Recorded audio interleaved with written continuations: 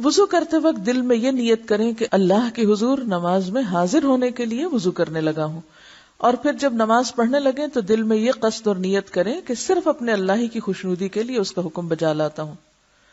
نیت چونکہ دل سے تعلق رکھتی ہے اس لیے زبان سے ادا کرنے کی ضرورت نہیں، اور نیت کا زبان سے ادا کرنا رسول اللہ صلی اللہ علیہ وسلم کی سنت اور صحابہ کرام کے عمل سے ثابت نہیں، یعنی ایسی کوئی دلیل ہمیں نہیں ملتی کہ آپ نے نیت پڑھی ہو۔ نیت کی تو ہے لیکن نیت پڑھی نہیں۔ امام ابن تیمیہ رحمہ اللہ فرماتے ہیں کہ الفاظ سے نیت کرنا علماء مسلمین میں سے کسی کے نزدیک بھی مشروع نہیں۔ مشروع کا کیا معنی؟ جی ہاں، شریعت میں نہیں۔ رسول اللہ صلی اللہ علیہ وسلم نے، آپ کے خلفاء اور دیگر صحابہ، اور نہ ہی اس امت کے سلف اور ائمہ میں سے کسی نے، یعنی بڑے بڑے علماء میں سے کسی نے الفاظ سے نیت نہیں کی۔ عبادات میں مثلاً وضو، غسل، نماز، روزہ اور زکوٰۃ وغیرہ میں جو نیت واجب ہے، بالاتفاق تمام ائمہ مسلمین کے نزدیک اس کی جگہ دل ہے۔ امام ابن حمام اور ابن قیم بھی اس کو بدعت کہتے ہیں۔ اب یہاں حاشیے میں ذرا دیکھیے، نمبر 1 حاشیہ، اپنے دل میں کسی کام کی نیت کرنا اور ضرورت کے وقت کسی کو اپنی نیت سے آگاہ کرنا ایک جائز بات ہے، مگر نماز سے پہلے نیت پڑھنا، نیت کرنا نہیں بلکہ پڑھنا، عقل اور نقل اور لغت تینوں کے خلاف ہے۔ نمبر 1، عقل کے خلاف اس لیے ہے کہ بے شمار ایسے کام ہیں جنہیں شروع کرتے وقت ہم زبان سے نیت نہیں پڑھتے، کیونکہ ہمارے دل میں انہیں کرنے کی نیت اور ارادہ موجود ہوتا ہے۔ مثلاً جوتا پہننے لگتے ہیں تو کبھی نہیں پڑھتے جوتا پہننے لگا ہوں وغیرہ وغیرہ۔ تو کیا نماز ہی ایک ایسا کام ہے جس کے آغاز میں اس کی نیت پڑھنا ضروری ہو گیا؟ نماز کی نیت تو اسی وقت ہو جاتی ہے جب آدمی اذان سن کر مسجد کی طرف چل پڑتا ہے، اور اسی نیت کی وجہ سے اسے ہر قدم پر نیکیاں ملتی ہیں۔ لہذا نماز شروع کرتے وقت جو کچھ پڑھا جاتا ہے وہ نیت نہیں بدعت ہے۔ اور پھر آپ دیکھیے کہ ایک اور حدیث میں بھی آتا ہے نا کہ جب ایک انسان نماز کا انتظار کرتا ہے تو نماز کے انتظار میں جو وقت گزرتا ہے وہ بھی دراصل کس میں ہوتا ہے؟ تو وہ جو انتظار کا وقت ہے وہ نیت کے بغیر تو نہیں انتظار ہوگا نا۔ نمبر 2، نقل کے خلاف، اس لیے کہ نبی اکرم صلی اللہ علیہ وسلم اور صحابہ کرام باقاعدگی کے ساتھ نمازیں پڑھا کرتے تھے، اور اگر وہ اپنی نمازوں سے پہلے نیت پڑھنا چاہتے تو ایسا کر سکتے تھے، ان کے لیے کوئی رکاوٹ نہیں تھی۔ لیکن ان میں سے کبھی کسی نے نماز سے پہلے مروجہ نیت نہیں پڑھی، اس کے برعکس وہ ہمیشہ اپنی نمازوں کا آغاز تکبیر تحریمہ یعنی اللہ اکبر سے کرتے رہے۔ ثابت ہوا کہ نماز سے پہلے نیت نہ پڑھنا سنت ہے۔ نمبر 3، لغت کے اس لیے خلاف ہے کہ نیت عربی زبان کا لفظ ہے، عربی میں اس کا معنی ارادہ ہے۔ نیت کا معنی کیا ہے؟ ارادہ، اور ارادہ دل سے کیا جاتا ہے، زبان سے نہیں۔ بالکل اسی طرح جیسے دیکھا آنکھ سے جاتا ہے، پاؤں سے نہیں۔ دوسرے لفظوں میں نیت دل سے کی جاتی ہے، زبان سے پڑھی نہیں جاتی۔ بعض لوگ روزہ رکھنے کی دعا، حج کے تلبیہ اور نکاح میں ایجاب و قبول سے نماز والی مروجہ نیت کو ثابت کرنے کی کوشش کرتے ہیں۔ عرض یہ ہے، روزہ رکھنے کی دعا والی حدیث ضعیف ہے، لہذا حجت نہیں ہے۔ حج کا تلبیہ صحیح احادیث سے ثابت ہے، وہ نبی اکرم صلی اللہ علیہ وسلم کی پیروی میں کہنا ضروری ہے، مگر نماز والی مروجہ نیت کسی حدیث میں وارد نہیں ہوئی۔ رہ گیا نکاح میں ایجاب و قبول کا مسئلہ، چونکہ نکاح کا تعلق حقوق العباد سے ہے، اور حقوق العباد میں محض نیت سے نہیں بلکہ اقرار، تحریر اور گواہی سے معاملات طے پاتے ہیں۔ یعنی وہاں صرف ارادہ ہی کافی نہیں کہ کوئی شخص نکاح کا ارادہ کر لے، اگر اس طرح صرف ارادے سے نکاح ہو جائے تو کوئی بے نکاح نہ رہے۔ جبکہ نماز میں تو بندہ اپنے رب کے حضور کھڑا ہوتا ہے جو تمام نیتوں کو خوب جاننے والا ہے، پھر وہاں نیت پڑھنے کا کیا تک بنتا ہے؟ قیام۔ حضرت عمران بن حسین رضی اللہ عنہ بیان کرتے ہیں کہ مجھے بواسیر کی تکلیف تھی، نبی صلی اللہ علیہ وسلم نے فرمایا، صلی قائما فإن لم تستطع فقاعدا فإن لم تستطع فعلى جنب، کہ ممکن ہو تو کھڑے ہو کر نماز ادا کرو، اگر طاقت نہ ہو تو بیٹھ کر، اگر بیٹھ کر ادا کرنے کی بھی طاقت نہ ہو تو لیٹ کر نماز ادا کرو۔ یہ حکم کس کے لیے؟ بیمار کے لیے، لیکن اصل کیا ہے؟ قیام۔ نبی صلی اللہ علیہ وسلم نے دیکھا کہ کچھ لوگ بیٹھ کر نمازیں ادا کر رہے ہیں۔ آپ نے فرمایا، بیٹھ کر نماز ادا کرنے والے کو کھڑے ہو کر نماز ادا کرنے والوں کی نسبت نصف ثواب ملے گا۔ نبی صلی اللہ علیہ وسلم کی عمر زیادہ ہو گئی تو آپ نے جائے نماز کے قریب ایک ستون تیار کرایا جس پر آپ نماز کے دوران ٹیک لگاتے تھے، یعنی پھر بھی بیٹھتے نہیں تھے، ٹیک لگا لیتے تھے لیکن کھڑے ہو کے پڑھتے تھے۔ تو اس سے پتہ چلتا ہے کہ قیام بے حد ضروری ہے۔ نبی صلی اللہ علیہ وسلم رات کا بڑا حصہ کھڑے ہو کر نوافل ادا کرتے اور کبھی بیٹھ کر، یعنی فرض نماز تو آخر عمر تک آپ نے کھڑے ہو کر پڑھی، لیکن نوافل کبھی بیٹھ کر بھی۔ جب قرات کھڑے ہو کر فرماتے تو اسی حالت یعنی قیام سے رکوع کی حالت میں منتقل ہوتے، اور جب بیٹھ کر قرات فرماتے تو اسی حالت میں رکوع بھی فرماتے تھے، یعنی اگر قیام کھڑے ہو کے ہوتا تو رکوع بھی کھڑے ہو کر، اور اگر قیام بیٹھ کر ہوتا تو پھر رکوع بھی بیٹھے بیٹھے ادا کرتے۔ ایسا نہیں تھا کہ پھر کھڑے ہو کے رکوع کر کے پھر سجدے میں جائیں۔ اور کبھی آپ صلی اللہ علیہ وسلم بیٹھ کر قرات فرماتے، جب قرات سے 30 یا 40 آیات باقی ہوتی تو آپ صلی اللہ علیہ وسلم کھڑے ہو کر ان کی تلاوت فرماتے، پھر حالت قیام سے رکوع میں چلے جاتے۔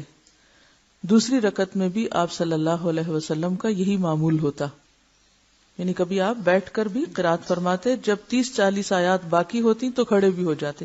تو اس سے کیا پتہ چلتا ہے کہ ایک ہی رکعت آدھی بیٹھ کے اور آدھی کھڑے ہو کر بھی ادا کی جا سکتی ہے، خاص طور پر جب طویل قیام ہو۔ اس حالت میں پھر رکوع دوبارہ بیٹھ کے نہیں کیا جائے گا، بلکہ جو آخری پوزیشن ہوگی کھڑے ہونے کی یا بیٹھنے کی، مثلا اگر آپ شروع میں کھڑے رہے اور پھر آدھے کے بعد بیٹھ گئے تو پھر رکوع بھی بیٹھ کر ہوگا، اور اگر آپ پہلے کھڑے ہو کے پڑھ رہے تھے پھر بیٹھ گئے اور پھر کھڑے ہو گئے تو پھر رکوع بھی قیام کی حالت میں ہوگا۔ دوسری رکعت میں بھی آپ کا یہی معمول ہوتا۔ تکبیر اولا، اولا کا کیا مطلب ہوتا ہے؟ پہلی۔ قبلہ کی جانب منہ کر کے اللہ اکبر کہتے ہوئے رفع الیدین کرے۔ رفع کا معنی ہوتا ہے بلند کرنا، یدین ہے دونوں ہاتھ، دونوں ہاتھوں کو بلند کریں، یعنی دونوں ہاتھوں کو کندھوں تک اٹھائیں، کندھوں تک۔ بعض روایات میں کانوں تک بھی آتے ہیں لیکن کانوں کو چھونے کی ضرورت نہیں، کندھوں تک۔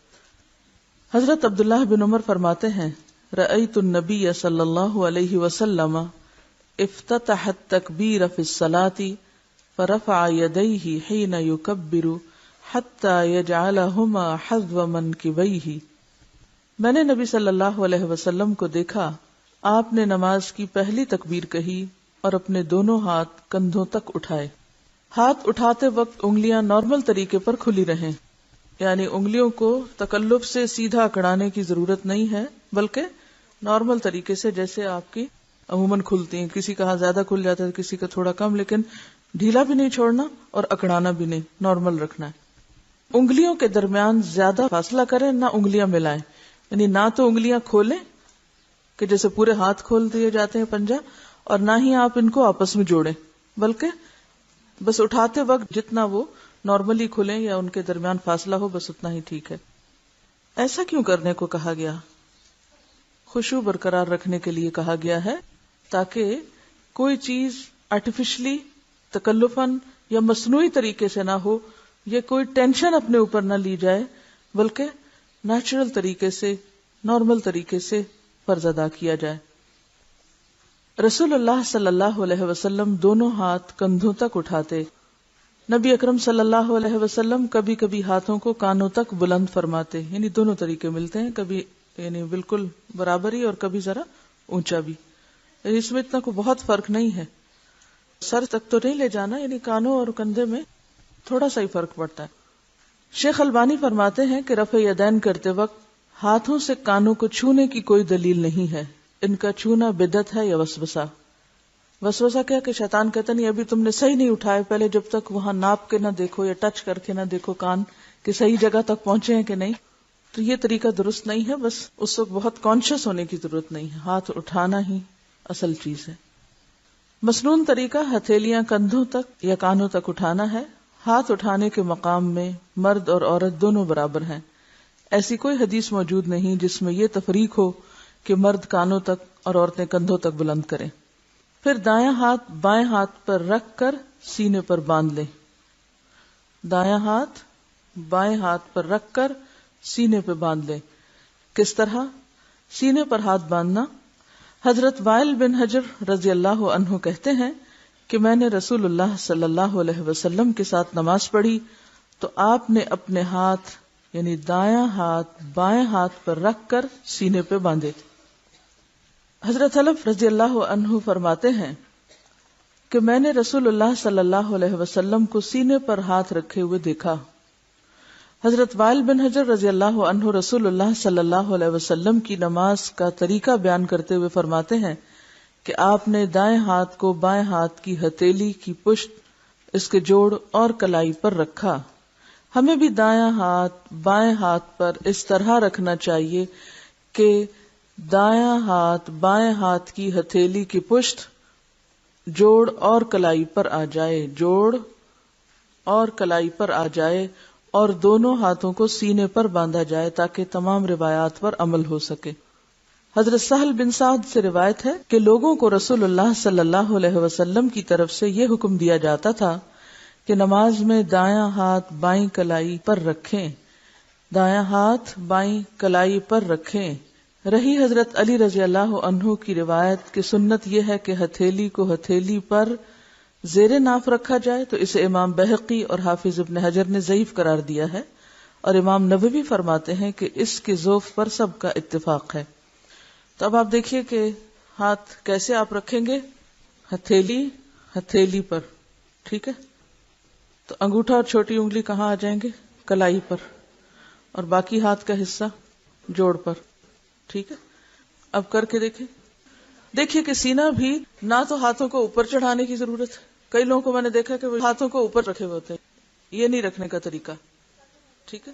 کئی لوگ اپنے کندھے بھی ساتھ سکیڑ لیتے ہیں اور وہ سمجھتے کہ شاید بہت ہی اونچا چڑھا کے اوپر رکھنا مراد ہے۔ اس میں آپ دیکھیے کہ نارمل اور نیچرل طریقے سے کھڑے ہوں۔ عورتوں اور مردوں کی نماز میں کوئی فرق نہیں۔ رسول اللہ صلی اللہ علیہ وسلم نے فرمایا، نماز اسی طرح پڑھو جس طرح تم مجھے نماز پڑھتے ہوئے دیکھتے ہو، یعنی ہو بہو میرے طریقے کے مطابق سب عورتیں اور سب مرد نماز پڑھیں۔ سلو جمع کا صیغہ ہے، جیسے یا ایھا الذین آمنوا ہوتا ہے جس میں سب شامل ہوتے ہیں۔ پھر اپنی طرف سے یہ حکم لگانا کہ عورتیں سینے پہ ہاتھ باندھیں، مرد زیر ناف، عورتیں سجدہ کرتے وقت زمین پر کوئی اور شکل اختیار کریں، مرد کوئی اور، یہ دین میں مداخلت ہے۔ یاد رکھیں کہ تکبیر تحریمہ سے شروع کر کے السلام علیکم ورحمۃ اللہ کہنے تک عورتوں اور مردوں کے لیے ایک ہی شکل اور ایک ہی ہیئت ہے نماز کی۔ سب کا قیام، رکوع، قومہ، سجدہ، جلسہ استراحت، قعدہ اور ہر مقام پر پڑھنے کی دعائیں یکساں ہیں۔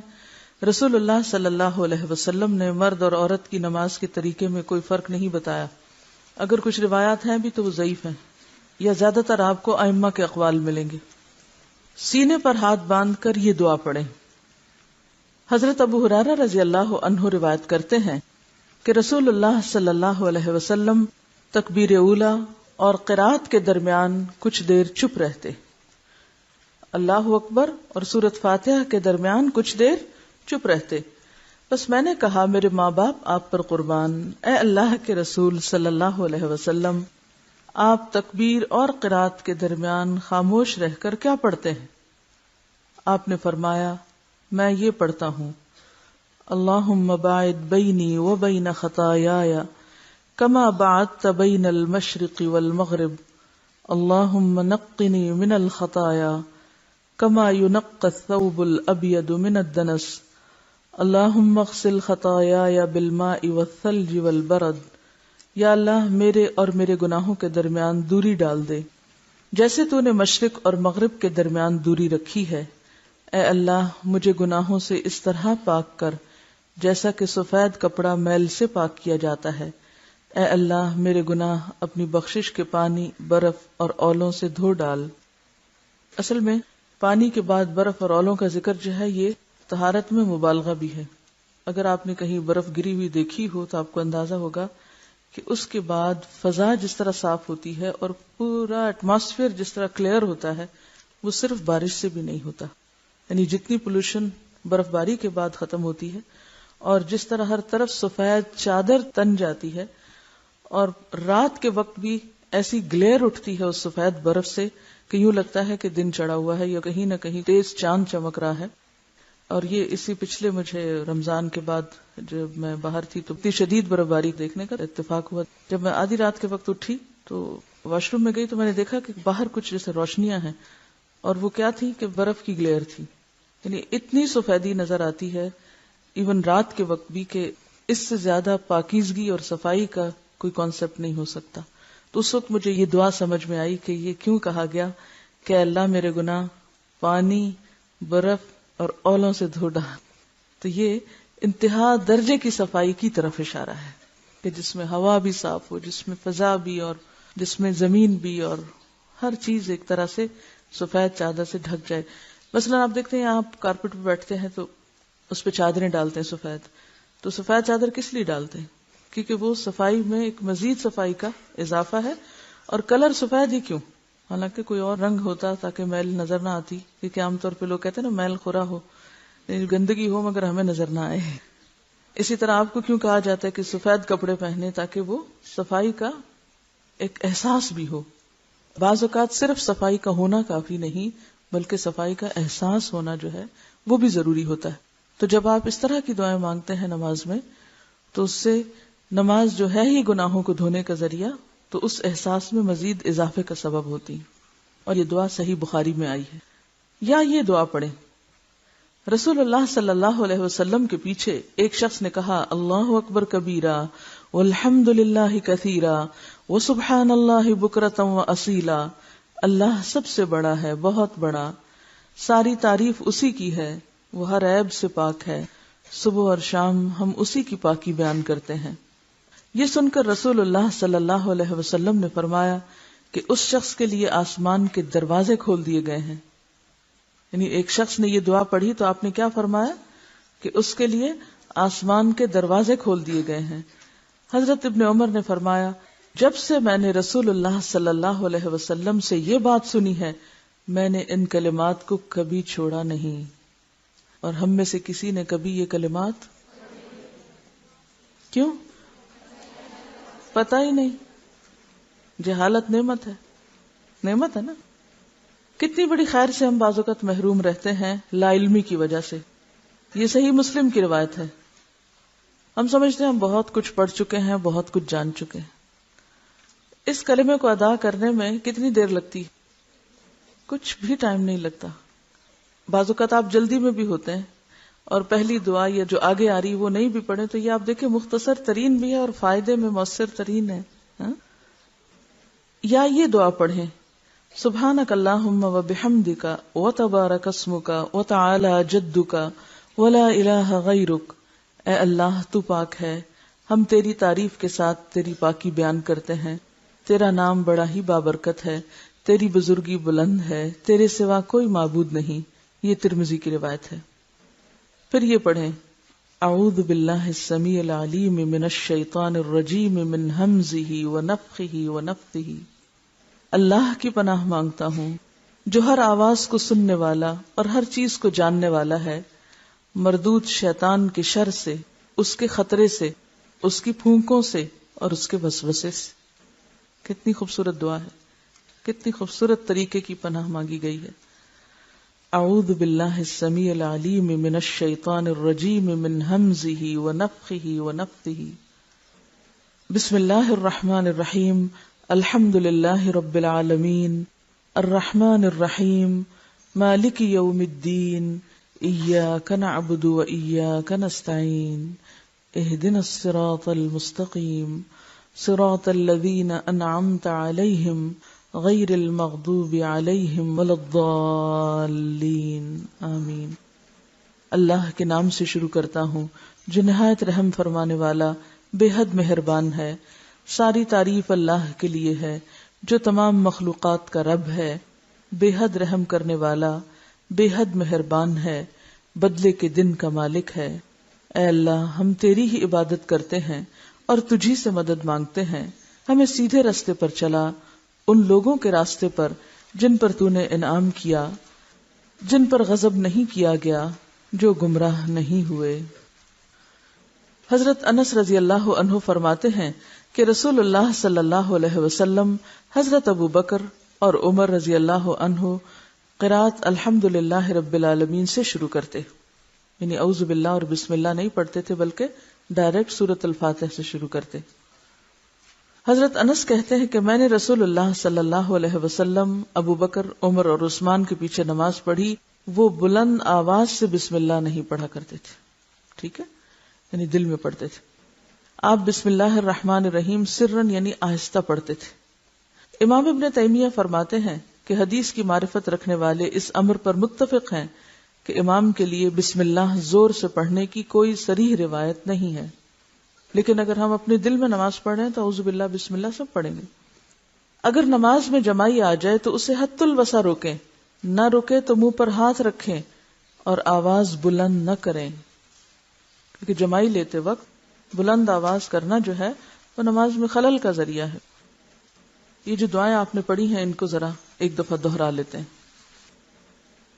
اللهم باعد بيني وبين خطاياي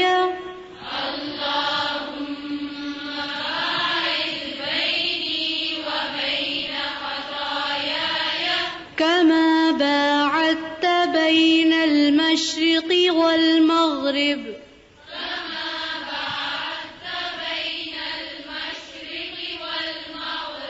اللهم نقني من الخطايا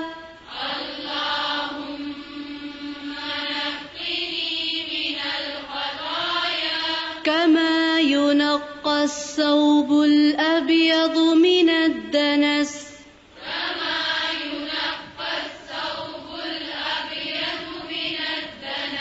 اللهم اغسل خطاياي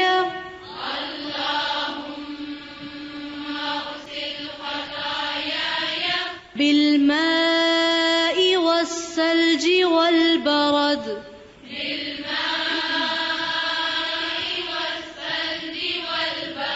سبحانك اللهم وبحمدك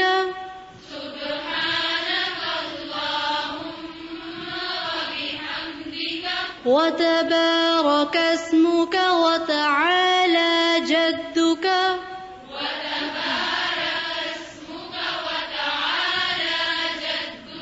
ولا إله غيرك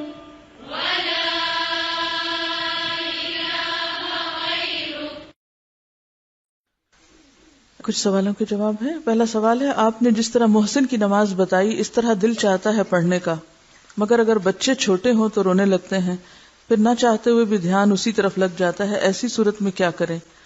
ایسی صورت میں آپ کا اولین فریضہ ہے کہ بچوں کا خیال رکھیں.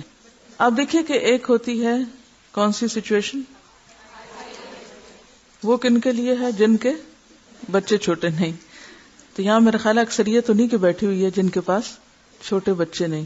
ہاں یہ الگ بات ہے کہ انہوں نے اپنے لیے اور کئی کھیل کھلونے رکھے ہوئے ہیں جن میں مشغولیت کی وجہ سے وہ نماز کی طرف پوری توجہ نہ کریں. اور اب دیکھیے کہ بچوں کا چھوٹا ہونا اور عورت کا ان ساری کیفیات سے گزرنا یہ بالکل ایک نیچرل سی چیز ہے، اور اللہ تعالیٰ کو سب معلوم ہے کہ کون کس حالت میں ہے، کس کیفیت میں ہے. ایون بچے چھوٹے بھی ہوں تو ایسا نہیں ہوتا کہ سارا وقت بچے جاگ ہی رہے ہوں. مثلاً آپ جب وہ سو جائیں پھر عشاء کی نماز پڑھ سکتے ہیں، یا فجر کی، یا تہجد کی، یا دن میں کسی وقت، کیونکہ ہمیشہ بچے ایک حالت میں نہیں رہتے، بچے بھی ایک حالت سے دوسری حالت میں چلتے چلے جاتے ہیں. اور جب ایسا وقت ہو کہ بچے واقعی بہت چھوٹے ہیں اور بہت پریشان کن حالات ہوں تو پھر اللہ تعالیٰ جانتا ہے کہ کون کس مشکل میں ہے. لا یکلف اللہ نفسا الا وسعها. لیکن ہمیں ہمیشہ عذر نہیں، کیا تلاش کرنا ہے؟ عزیمت کی راہیں اختیار کرنی ہے. ساری مشکلات کے باوجود اپنے لیے بہتری اور ترقی اور آگے بڑھنے کے راستے ہی دیکھتے چلے جانا ہے. ٹھیک ہے.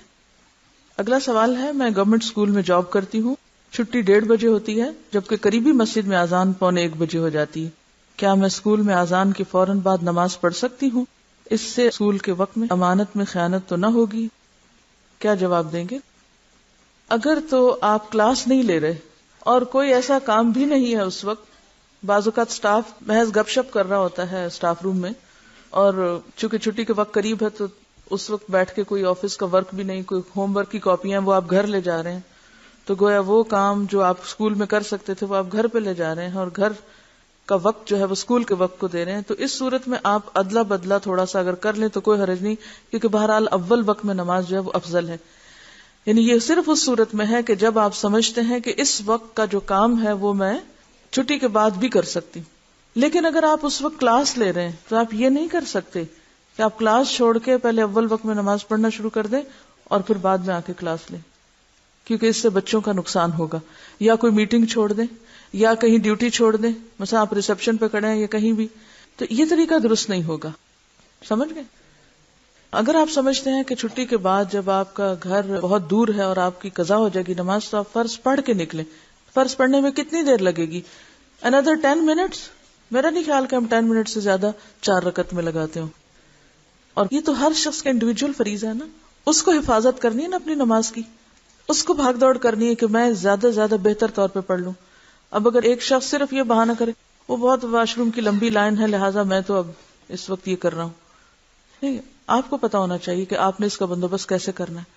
اگر ایک جگہ لائن لمبی ہے تو دوسری جگہ چلے جائیں. عام طور پر میں نے دیکھا ہے کہ لوگ جو واش روم میں بھی جاتے ہیں تو 5-6 بھی ہیں نا تو سارے پہلے پہ ہی کھڑے ہو جائیں گے، تھوڑا سا آگے بڑھ کے وہ آخری تک نہیں جائیں گے. تکلیف نہیں ہم کرنا چاہتے، عقل استعمال نہیں کرنا چاہتے کہ میرے وقت کی بچت کہاں سے ہو سکتی ہے. ہم صرف یہ بہانہ کر دیتے ہو چونکہ لائن لمبی ہے اس لیے میں نماز لیٹ پڑھ رہی ہوں. جب تک ہمارے اپنے اندر تقویٰ نہیں آئے گا، جب تک اندر فرقان نہیں آئے گا، جتنی مرضی سہولتیں ہو جائیں ہم پھر بھی افضل درجے کا کام نہیں کر سکیں گے. بہت سی چیزیں ہم دوسروں پہ ڈال دیتے ہیں، چونکہ یہ چھٹی دیر سے دیتے ہیں اس لیے ہماری نماز لیٹ ہوتی ہے، تو پھر یہ ذمہ دار ہے ہم نہیں. آپ خود بھی ذمہ دار ہیں کہ آپ اس وقت کو پھر اور کتنے بہتر طریقے سے استعمال کر سکتے ہیں. اور اگر کہیں رکاوٹ آ رہی، خلل آ رہا ہے تو اس کو دور کرنے کے لیے بھی اللہ نے عقل دی، اس کو بھی دور کرنا چاہیے. لیکن نماز تو بہرحال نماز ہے، فریضہ ہے. سبحانک اللہم و بحمدک نشہد ان لا الہ الا انت نستغفرک و نتوب الیک.